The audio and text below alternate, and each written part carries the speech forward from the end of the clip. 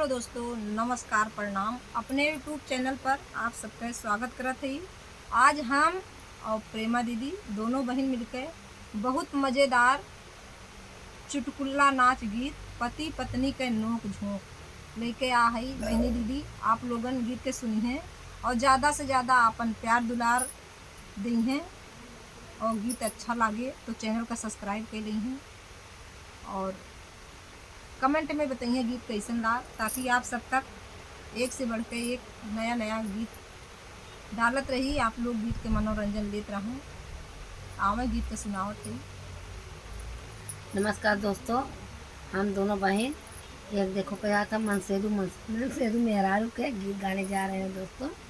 सुनने का, कमेंट लिखने का। देखो ये हमारे मनसेदू है ना, उनका मेहरारू। अब इनसे हम का कहा था, कैसे चमकत बाटे।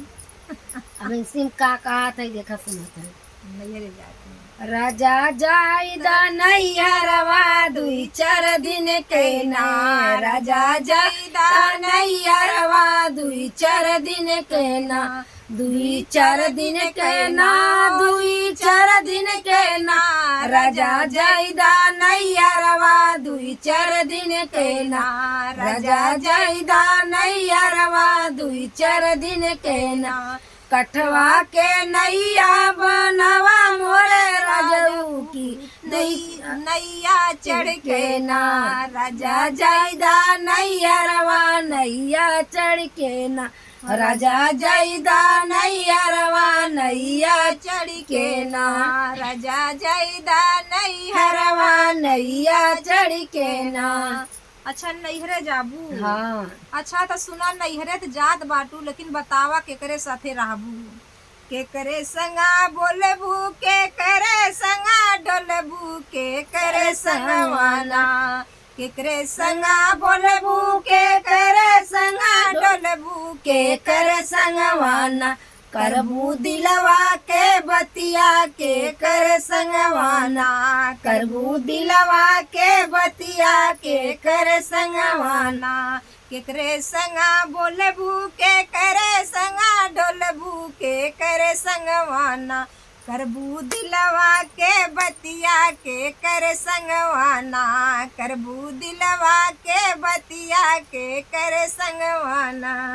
भौजी संगवा बोलबै, माई संगा बोलबै, बहिन संगा डोलबै भौज संगवाना, माई संगा बोलबै, बहिन संगवा डोलबै भौज संगवाना, हो भौज संगवाना, करबै दिलवा के बतिया भौज संगवाना, करबै दिलवा के बतिया भौज संगवाना, माई संगा बोलबै, बहिन संगा डोलबै भौज संगवाना, हो भौज संगवाना, करबै दिलवा के बतिया भौज संगवाना, करबै दिलवा के बतिया भौज संगवाना।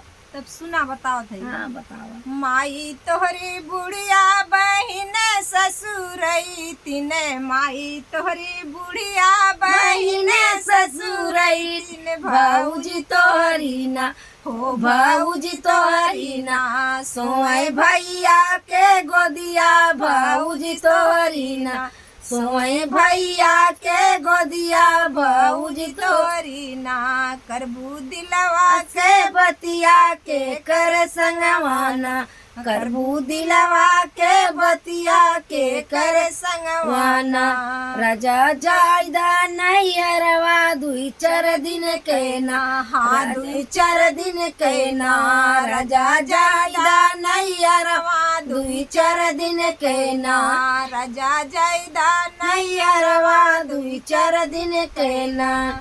अच्छा तो ठीक बा, जा दू ये 4 दिन के बाद बा, लेकिन जल्दी जाबू, जल्दी आऊ ना, हम कैसे रहा बतावा। दो चुचरे नहीं है, मार राजा हो तू, बहुत आराम से रहा। चला ठीक बा। बहनी दीदी ना नैहरे जाता है, माना ना नैहर जा जरूर, जइहे जरूर, तो ऐसे बढ़िया जाए दा 4 दिन में लौट के आई हैं। गीत कैसन लाग आप लोग कमेंट में बताइए और ज़्यादा से ज़्यादा अपन प्यार दुलार दें। मिलत है आगे वीडियो में, तब तक के लिए नमस्कार, करिए दोस्तों, आगे बढ़ाइए।